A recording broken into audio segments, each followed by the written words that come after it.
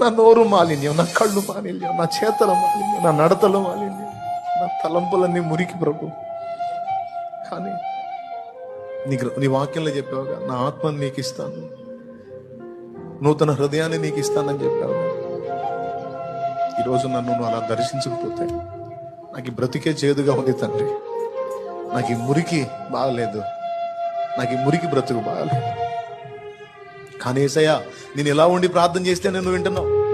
కానీ నేను పూర్తిగా పరిశుద్ధపరచబడి నూతనపరచబడి నిన్ను హత్తుకొని నీ చిత్త ప్రకారం బ్రతికి నేను అడిగితే ఇంకెంత ప్రభావం ఉంటుందో, ఇంకెంత స్పందిస్తావో నా తండ్రి.